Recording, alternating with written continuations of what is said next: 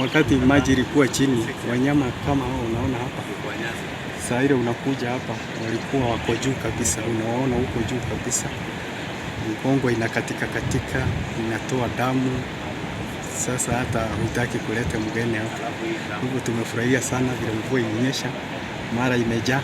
Wakati msitu hiyo ulifagiliwa, maji ikateremka chini, ile springs ambayo zilikuwa zikitoa maji na kupeleka kwenye mito sikaisha, sikakauka, na saa hii kila moja imeanza kutoka, imeanza kutiririka kwenda katika kwenye mto, na ndio sababu mto Mara River ama ya Malo, ndio sababu kuna maji mingi huko sasa ambaye wanyama wanafurahia, kila kitu kinafurahia. Na ile kitu mimi naomba serikali kufanya ni kuweka ua katika msitu ile, kama walivyoweka katika Eburu Forest, kama walivyoweka katika Mount Kenya, kama walivyoweka katika Aberdares na misitu nyingine.